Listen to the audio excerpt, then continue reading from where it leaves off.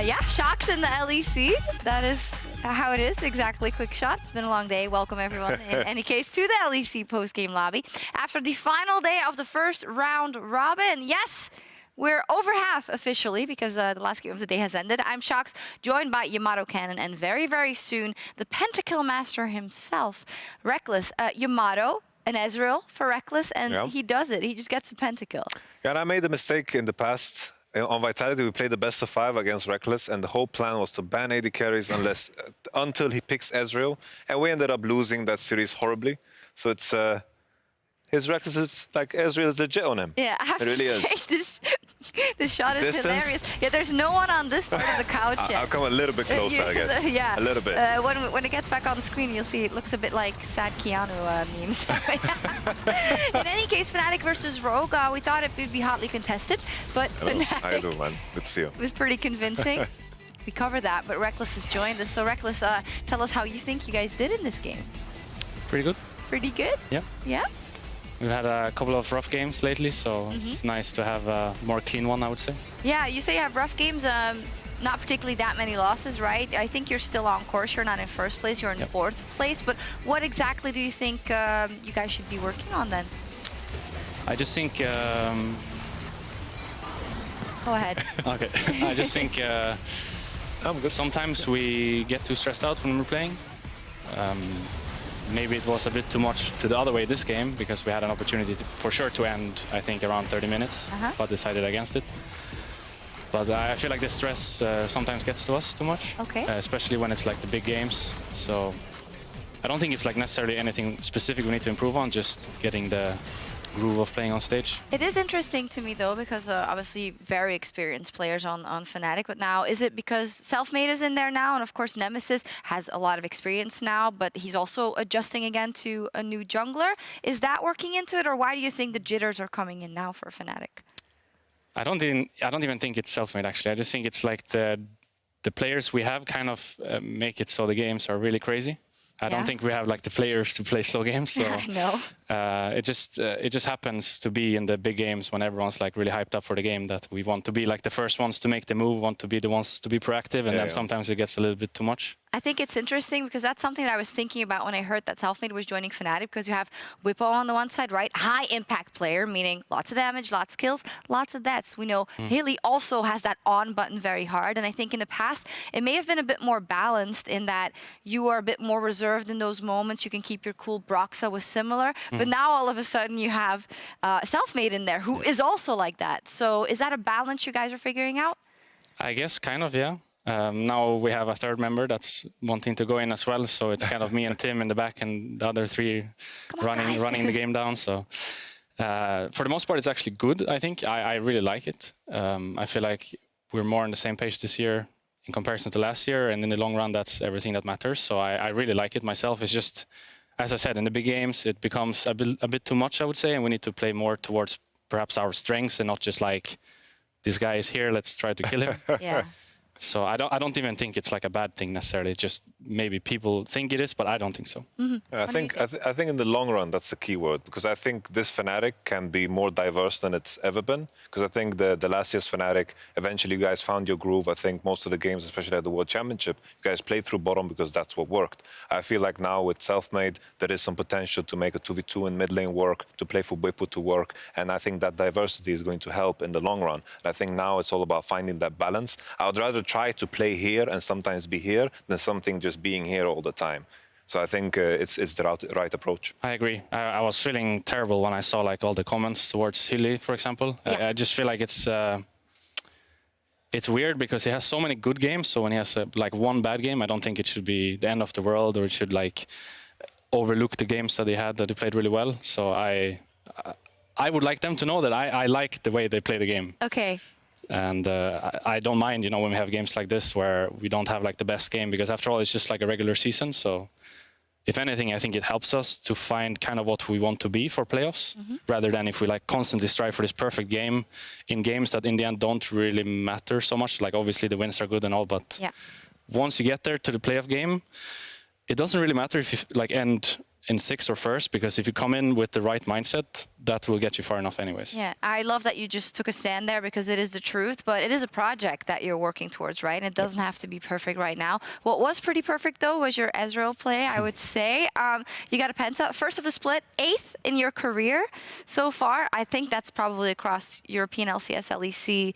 I don't know if international tournaments are in there, but I have no idea. I have no idea either, but... But it's been a while, I think, since I Yeah. made it. Actually, it was last year's spring, so... Okay, well, You're 8th on the for- date You, that's a while. Yeah. Huh? Yeah, it's Collecting a them, while. like, can't even keep count of them, man. Were there a couple of fights before this? Are you like, oh, I could have gotten one, so here I really have to do it?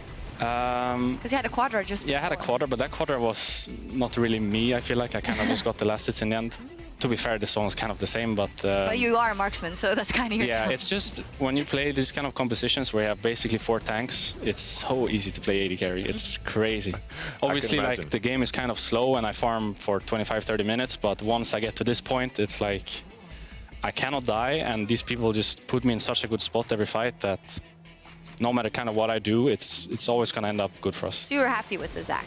Very happy, Thank you, yeah. yeah. I think it's I mean, I don't play top myself, but from looking at or like playing with it this game, it looked pretty strong. So The Zac pick was crazy. I think, you know, for the first time, this game makes me very excited for tomorrow, because I felt like this was the first time we saw Fnatic with like a true identity, you know. And I looked at the composition. I had no idea what to make of it. I saw the Zac and I thought, is this a counter to Kled or what's going on here? You know, Nobody but knew. I felt like, you know, there was a lot of go buttons, which I think your team really, really loves, and you guys kept engaging. Then at the point, you know, you guys were just unkillable with the Sunfire Cape upgrades. It's a good segue into 10.4, so that's exciting. Yeah, it's good. Talking about it, you know, you're playing OG tomorrow. We'll talk about that in a bit, but a lot of people are talking about how good their drafts are. You, of course, have Mythic coming in this year. There's a lot of changes in the support staff overall. How happy are you with the behind the scenes, the drafting, the strategy, and your kind of infrastructure?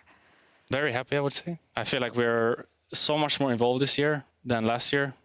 Not to take anything away from what Joey did and the guys that work with him, but last year it felt a little bit like they were kind of telling us what to do rather than us having a discussion together. And I think esports isn't really there yet, where you just have like the coach telling everyone what to do and everyone just follows like they are soldiers or like just there to be a robot. I feel like it's much, a pawn. That's the word. Yeah, I just feel like it's much better to discuss what you want to do as a team, so everyone feels comfortable when they're playing, even if it's not the optimal draft. Just making sure that like everyone's, you know, like at their best when they're playing. I think it's so important and something that's very underlooked.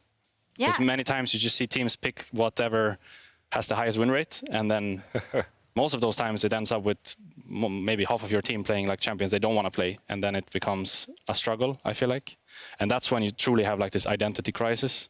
But if you're always looking to do what you feel like is the right thing, then you will never have that. And I feel like that's the best sort of process you can have as a team, because then towards the end, or like no matter how you do, you'll always be like in a position where you feel happy about everything. I think that's important, at least. Yeah, for sure. Sorry, I was looking at I agree with you completely. I think in terms of like League of Legends in general, I think most of the time the expectation should be that the players know the role at their best. I think the role of the coach is to provide direction. If something is missing, something is off, and the player kind of wears off the path of what is good, then I think that then you need to push them in the right direction, make sure that you keep track of the basics, but in the end, I think the players are the ones that need to express their role at their finest. Yeah, and I think that is also where the good infrastructure comes into play, because it's a balance. Because on the other hand, you can't have the players dictating everything, right? And ordering around the coach. And I think it's a good note that it's very different from like traditional sports, because it's just so specified and so detailed when it comes to the specific role and the champions and the interactions and everything, that you have to rely on the players. So yeah. That's why I like Mythic so much, because he's like a player who just came off of playing. So if there's anyone you're gonna respect, it's him. He has how many years now? Like more years 8, than me 9. almost, right? So it's like if there's anyone you want to listen to, it's Mythic, and I think we really we're lucky there to get him. Okay, that's great. I mean, you guys are doing pretty well, I would say, so far. On course, you know, for the playoffs, as always, with Fnatic. We want to talk a bit about the standings, because things are pretty crazy. Things are pretty unexpected. OG and G2 hanging around that first place, not so. But Misfits in there, and then right under there, now steadily in fourth. are you guys? What do you think of the standings? Are you as surprised as we are by the Misfits and the Mad Lions and the Rogues in the playoff position? Yes. I mean, Misfits is the big surprise to me. The rest of it is kind of how it should be, I would say. But Misfits definitely is a big surprise. Like when you watch them play, they actually look really good. So by now, I guess we shouldn't be surprised anymore, because I don't think they're getting these wins by the enemy team disrespecting them or the enemy team not playing good on the day. I actually think when I'm watching these games that these guys know what they're doing, and you know, they should get credit for that. But I didn't expect it going into the split to see them there. All right, we'll see how it evolves. Now, when we look at the top of the table and going to playoffs, which you alluded to already, of course, G2 has been reigning supreme here. Last year, got very close between you two. How strong do you think they are this spring split? Probably a little bit worse, I would say.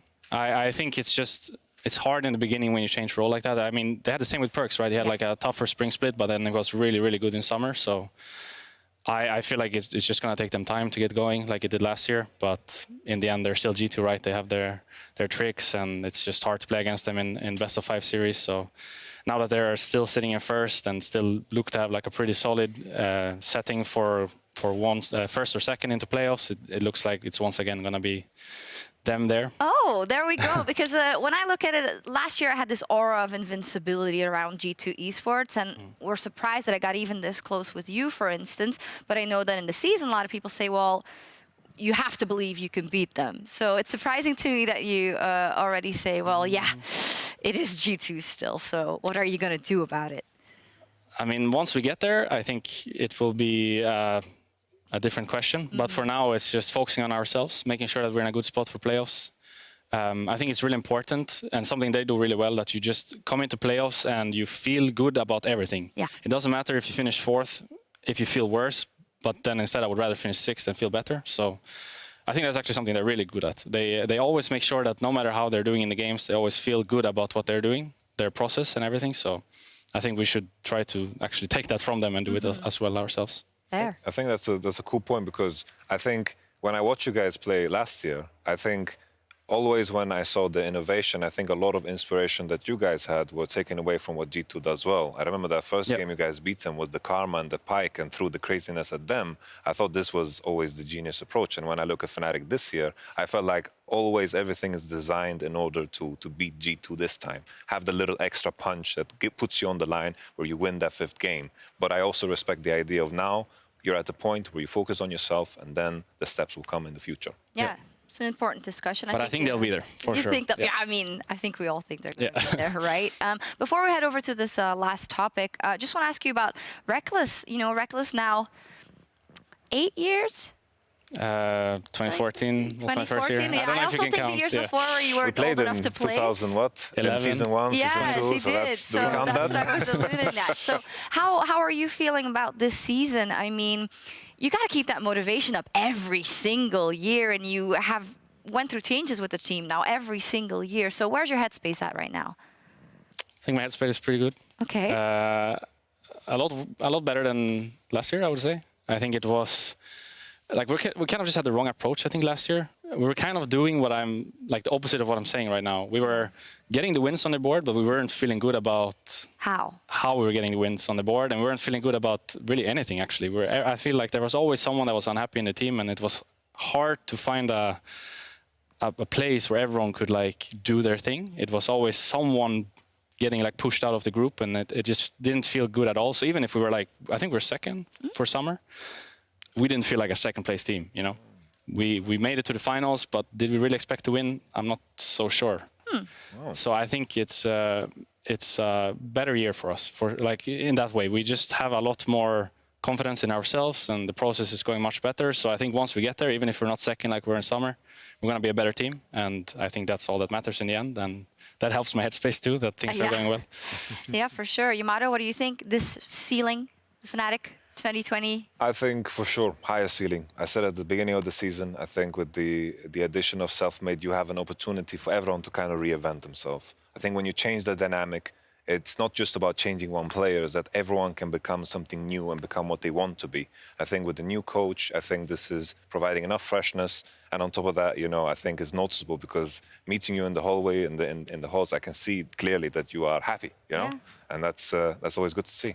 For sure. A lot of smiles when we see Reckless. But it's a negative thing as well, because when it's not going so well, you can clearly see it on me too. Yeah. So it's it's something I wear on my sleeve, but yeah, this year is much better, I mean, and that's all that matters. I don't try to dwell too much about what happened. No, and I think also, you know, people often say, oh, well, you can see Reckless is sad when he loses or this and that. Yeah, well, he's a competitor. What is he supposed to do? Do people want you to not feel those losses and those wins at all? I'll try to change, but it's hard to change who we are. So at this point, I'm just embracing it. I think you're too far into to change. Just do your thing, for sure. Tomorrow, we'll also see Reckless and Fnatic battle another top team in the league in the match of the week versus OG. That's the last one, and a bunch of interesting clashes for the standings. What are your thoughts about the matchup versus Origin? Last time, I feel like we had no idea what to expect, and we got completely outdrafted. It wasn't close. I mean, Draft Kingdom. But they are really good, actually. I think they play almost every game the same. They don't always have the same champs, but they have like the same idea when they play, and I feel like it's very impressive to get 9 games of data with almost exact same playstyle and sort of drafts. So I guess we know what to expect, but can you stop it? It's hard to tell when they play new champs every time, but it doesn't feel different. They said that, you know, they were going to win, basically, that because they have the drafts and they know how to play, there's going to be a certain time in the game where they can just beat you. How do you disrupt that?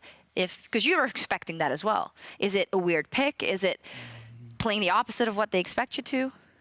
I think either you try to play their game and you match scaling with scaling, or you try to throw them a curveball and you make sure that they don't get to that point. And obviously we haven't decided yet because we had our game today, but for tomorrow we'll decide probably one of the two and then go for that, like all in for that, so we don't half commit for scaling and then get outscaled anyways, or half commit for early game and then get not enough. What do you think they should do? Honestly, like before the game today, I was 100% in favor OG is going to win. But today, I think it showcased kind of a fresh idea, an identity, and I think this was lacking. But I think everything is going to come down to the draft. And I think today with the Zac, that was a massive curveball because I couldn't make sense of it. And I think if you guys have practiced something and you stay true to yourself, I think that is going to create a very, very wonderful matchup. But OG today with the Nidalee as well, they also like to stay a couple of steps ahead. So I'm willing to call it after the draft. Yeah, okay. Well, we'll have you here probably for that. So we'll see. It's interesting.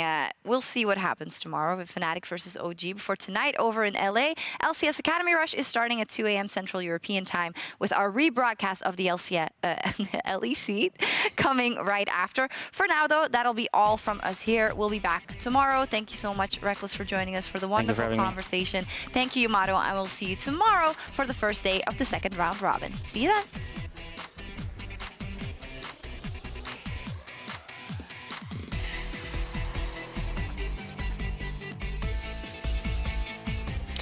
Thanks, Christy. I'm indeed. Thanks, Christy. I'm here at the G2 Gamers.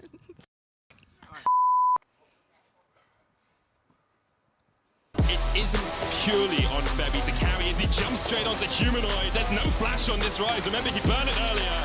But it's like Azir's fine to sit here and just kind of hoover up CS. But just do this as Razzle pops the prison across the wall. Where he's taken down to the Ignite. Dan now with a massive haymaker. Long range Moonlight Vigil from the side. The showstopper, Dan not able to get him. A B-Boy just ripping them apart. Shadow able to dodge around. He jumps back in. Shadow, what are you doing? Oh, Shadow, you man couldn't quite get it.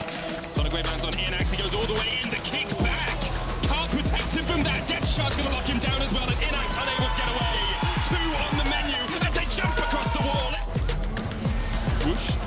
There comes, he hit the call of the Force God this time, and there's the bullet time. We talked about the Wombo combo, and that's the Wombo-ist of combo-ists you've ever seen. He's putting some damage down, but it's Sakre that is in trouble. That's a flash forward from Gen X, a massive multi-man. Oh! Zed is blown up! He continues to chase down. Hunsummer stays alive. Hunsummer runs away. Not until Reckless flashes and takes him down. The ace is on the cards, and Reckless sends him packing with a quadra. Defensive flash from Larson and Vander was sent back to the fountain. Let's bounce once again. All over Rogue. Reckless 5 seconds. He has 5 seconds for the kill. 1, 2, 3, 4, 5.